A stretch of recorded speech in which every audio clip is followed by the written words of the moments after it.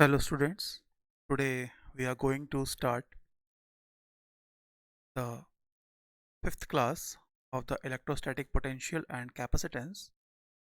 In this class we will discuss about the energy stored in a capacitor and about the dielectric. अभी तक हमने बात करी थी कि कोई भी अगर कैपेसिटर चार्ज स्टोर करता है तो कितना चार्ज स्टोर करता है, how much charge it can store. We have discussed about the principle of capacitor and charge stored by the capacitor. So now we will discuss about the energy stored in a capacitor. So what does it mean by energy store? It is equals to the work done. Suppose हमारे पास एक parallel plate capacitor है, इसका surface मालूम है हमें, area A हो गया, separation D, और हमने इसमें वी पोटेंशियल का पोटेंशियल डिफरेंस लगाया है. Then it will be the work done to move a charge from one plate to another. अगर छोटा चार्ज हमने Q ले लिया, उसको एक प्लेट से दूसरे प्लेट तक ले जाने के लिए कितना वर्क करना पड़ा, ये उसमें एनर्जी स्टोर्ड हो जाएगी. So now we have formula du equals to dw v into dq. क्यों? v का फॉर्मूला है हमारे पास dw अपॉन dq, तो वहाँ से हमने dw निकाल दिया. Now the place of v will put q upon c. So v equals to q upon c dq. इसका इंटीग्रेशन करेंगे, you know very well, integration 0 से लेके q तक, तो हमारे पास इसका इंटीग्रेशन हो जाएगा 1 अपॉन सी बाहर आ जाएगा इस तरह, और integration 0 to q q dq. अब इसका इंटीग्रेशन क्या हो जाएगा, हाफ q स्क्वायर, इस वाले का इस वाले का, और ये पहले से c था तो c नीचे आ जाएगा. So what we have, half q square upon c. इसमें हम वैल्यू पुट कर सकते हैं, वी नो वेरी वेल. देखिए यहाँ से हमारा v की जो हमारी वैल्यू है या q की वैल्यू हमारे पास है c इंटू वी. इस वैल्यू को हम यहाँ q की जगह रखेंगे, it will be c square v square, then c eliminate c, then it will be half cv square. Or in the place of c we can put q upon v, then it eliminates q, then we have half qv. So there are three formula regarding the energy stored in the capacitor. Okay, now the next topic is dielectrics. What does it mean by dielectric? Listen, dielectric is nothing else, it is an insulator. Okay, generally non-conducting medium or insulator is called dielectric. तो इनको dielectric क्यों कहते हैं? क्यों कहते हैं? क्योंकि जब भी कोई, जैसे मान लीजिए H2 है या फिर HCl है, ये सारे के सारे क्या है, नॉन कंडक्टिंग है, दीज आर इंसुलेटर्स. तो क्या है, अब हमारे पास H2 है, हाइड्रोजन, इसमें क्या होगा, देखिए एक बीच में मॉलिक्यूल होगा और यहाँ दो इलेक्ट्रॉन्स होंगे. अब ये जो सिस्टम है, एक साइड को एक पोलैरिटी, एक साइड को एक पोलैरिटी बन जा रही है.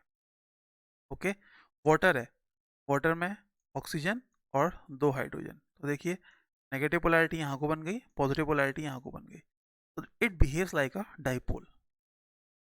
इसलिए हम इसको क्या बोलते हैं, dielectrics. It shows two electric sides.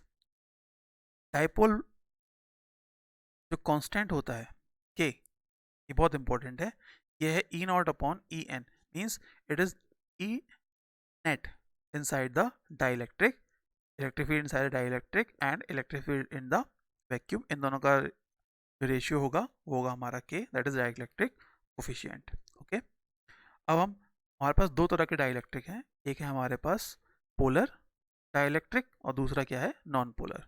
तो polar molecules of polar dielectrics are which have the center of positive charge does not coincide with the center of negative charge. Means देखिए ऑक्सीजन का मॉलिक्यूल है H2O, दो hydrogen के molecule हो गए, इनके बीच का देखिए एंगल हमारे पास 105 डिग्री है. तो देखिए ये नेगेटिव है, ये दो पॉजिटिव है, तो इनका सेंटर कहाँ है, यहाँ है, इसके इस लाइन के बीच में, और इसका ऑक्सीजन का सेंटर कहाँ है, यहाँ है. तो ये क्या बनाएगा, इनका एक नेट डाइपोल मोमेंट रहेगा. कहाँ को रहेगा, negative to positive. You know very well, dipole moment is always from negative to positive. So हम कह सकते हैं polar molecules are those molecules which have a single dipole moment in the absence of external electric field. Okay, so they don't have a symmetrical shape. जैसे हमारे पास HCl, H2O, NH3, CO2, alcohol and all. Next is, what is the effect of electric field in polar molecules? देखिए हमारे पास ये polar molecules हैं किसी atom के अंदर. देखिए इनका डायपोल मोमेंट तो है ना, देखिए दिख रहा है जो पिंक कलर का हमारा एरो है, लेकिन सबका रैंडम है. तो in the absence of electric field net dipole moment is zero. So why? Because एक डायपोल मोमेंट दूसरे डायपोल मोमेंट को कैंसिल आउट कर देगा. So net dipole moment is zero. But when the electric field applied over here, देखा आपने अभी इसका shape कैसा है, देखिए सब रैंडम है.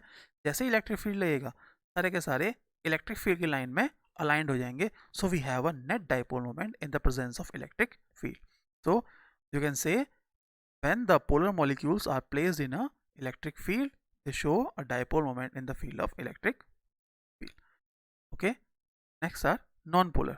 Non-polar क्या होंगे, जिनमें क्या होगा, नॉन पॉजिटिव का सेंटर नॉन नेगेटिव के सेंटर के बीच में नहीं होगा.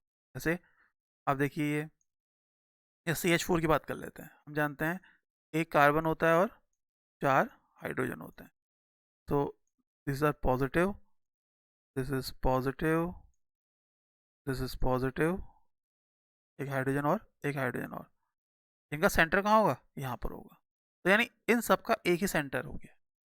This is called non polar. उसमें क्या हो रहा था हमारे पास, देखिए ऑक्सीजन और दो अलग अलग हाइड्रोजन, इन दोनों का सेंटर हो जा रहा था यहाँ पे, इन दोनों के बीच में इसका सेंटर यहाँ था.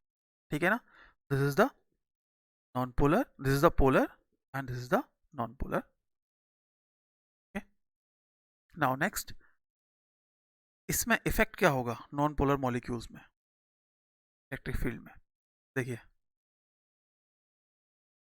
हमने इलेक्ट्रिक फील्ड में रखा, ये देखिए बॉस ऑक्सीजन का मॉलिक्यूल है, तो यहाँ से शेयर होगी तो यहाँ से शेयरिंग हो गई. In the absence of electric field net dipole moment is zero.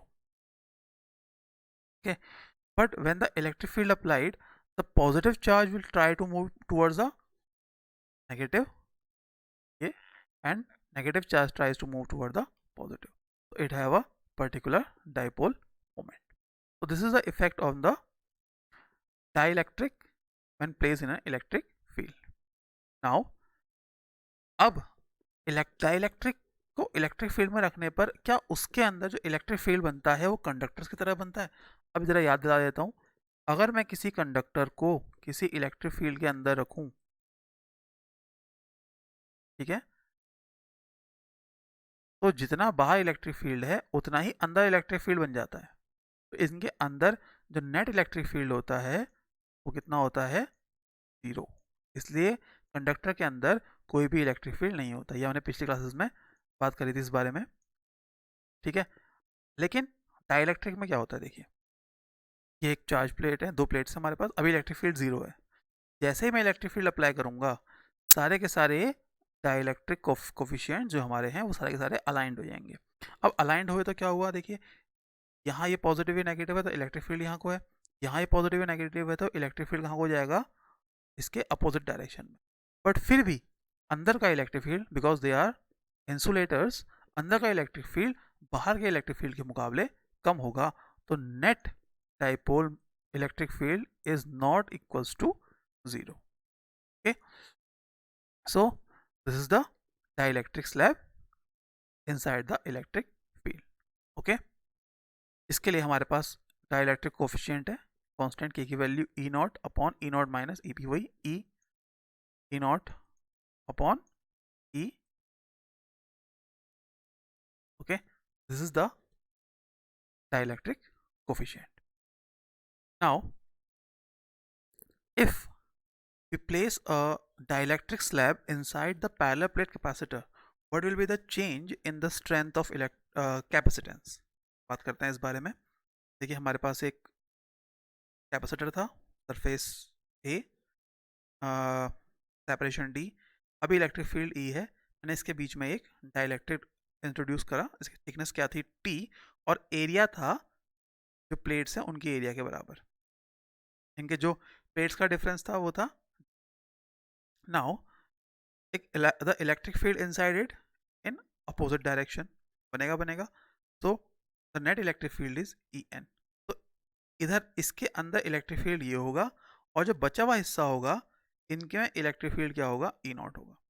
तो हम इसकी वैल्यू को निकालेंगे। देखिए E naught D minus T plus E N into T, तो A equals to E naught upon E N.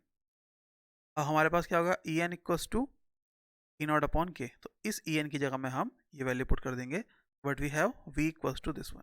तो electric field into distance is the potential. तो यहाँ पर दो जगह अलग अलग इलेक्ट्रिक फील्ड बन रहे हैं, दोनों के डिस्टेंस को हमने मल्टीप्लाई कर दिया। Now we will take a common E naught here, और हम जानते हैं ई नॉट की वैल्यू क्या होती है, सिग्मा अपॉन एप्सिलॉन नॉट, और सिग्मा की वैल्यू क्यू अपॉन ए। तो वैल्यू हम यहाँ रखेंगे, और सी की वैल्यू हम निकाल लेंगे, C equals to Q upon V, then what we have C equals to A epsilon naught D minus T E upon K. तो यहाँ पर से हमारे पास कैपेसिटेंस की वैल्यू निकल आई। अब मैं इस सिस्टम में से टी कॉमन ले लेता हूँ, ठीक है, और इन पूरे सिस्टम में से डी कॉमन ले लेता हूँ। देखो यहाँ पर डी कॉमन लिया तो क्या बच गया मेरे पास, यहाँ पर से पहले मैंने क्या करा, टी कॉमन ले लिया इन दोनों में से, तो मेरे पास क्या बच गया, देखो T minus T with in bracket 1 minus 1 upon, understood. इस इन दोनों में से मैंने क्या कर दिया, टी कॉमन ले लिया, तो एक फॉर्मूला आपके पास ये आ गया। अब इस पूरे सिस्टम में से मैंने वन डी कॉमन ले लिया, तो क्या हो गया 1 माइनस टी अपॉन डी, बाकी अंदर का सिस्टम वैसे ही रहा। तो इसको हम, अब देखिए हम जानते हैं हमारे पास सी नॉट यानी वैक्यूम में कैपेसिटेंस जो है वो क्या होता है, epsilon not a upon D होता है। इसको हम अगर मैं इस वैल्यू को देखूं तो सेम वही वैल्यू है आ गई, तो ये क्या बन जाएगा, ये बन जाएगा C naught. C naught 1 upon T upon D, it will be the value of capacitor in the presence of a dielectric slab of thickness. Okay, अब देखिए यहाँ पर सिंपल सी बात है, अगर के की वैल्यू ज़्यादा है ए वन से तो क्या हो जाएगा, ये वैल्यू हमारे पास हो जाएगी लेस देन 1, और ये पूरा का पूरा सिस्टम लेस देन 1 हो जाएगा। then C is greater than C naught, means when we will introduce a dielectric slab between the between the plates of the capacitor, the capacitance increases। okay, इस फॉर्मूले से हम देखते हैं, अगर T D के इक्वल हो जाए, T इक्वल्स टू D हो जाए, तो ये क्या हो जाएगा, ये हो गया 1, then it will be C naught upon 1 minus 1 plus 1 upon A। तो ये एलिमिनेट हो गया, then it will be K into C naught, means if we place a dielectric slab inside the capacitor, capacitor की plate है, बिल्कुल जो सटा के हमने एक डाइलेक्ट्रिक स्लैब रख दिया, इसकी जो वैल्यू हो जाएगी वो क्या हो जाएगा, K C naught। तो it will be the capacitance of the dielectric slab placed inside the conductor। okay, so we have a dielectric constant over here, यहाँ से भी निकाल सकते हैं C upon C naught। This is the effect of dielectric when placed inside the capacitor। now अब हम बात करते हैं कि अगर डाइलेक्ट्रिक, मेरे पास एक पैरेलल प्लेट कैपेसिटर था, मैंने इसके अंदर पूरा एक डाइलेक्ट्रिक रख दिया। अब देखिए पहले मैंने क्या करा, इस जो प्लेट है इसको मैंने फुल्ली चार्ज किया। इसमें एक क्वेश्चन आ सकता है, we take a fully charged capacitor and introduce a dielectric slab। okay? अब इसको दो कंडीशन हो सकती हैं, पहली हमने फुल चार्ज करने के बाद कनेक्शन तोड़ दिया और उसके बाद डाइलेक्ट्रिक स्लैब इंट्रोड्यूस किया। तो first with battery disconnected, battery अगर हम डिस्कनेक्ट रखेंगे तो क्या होगा, देखिए बैटरी डिस्कनेक्ट रखें तो चार्ज तो कंजर्व रहता है, तो charge remain same, means Q equals to Q naught, Q remain same. बात समझ में आई, हमने क्या करा है, हमने एक कैपेसिटर को लिया, उसे हमने फुल्ली चार्ज किया और उसके बाद उसके बीच में एक डाइलेक्ट्रिक स्लैब डाल दिया इक्वल थिकनेस का, तो क्या हो गया, charge will remain same. Capacitance always increases, कितना टाइम इंक्रीज करेगा, K C नॉट टाइम, ठीक है ना। अब इलेक्ट्रिक फील्ड डिक्रीज हो जाएगा, क्यों डिक्रीज हो जाएगा, हम जानते हैं जो इलेक्ट्रिक फील्ड होता है वो क्या होता है, ई नॉट अपॉन के होता है।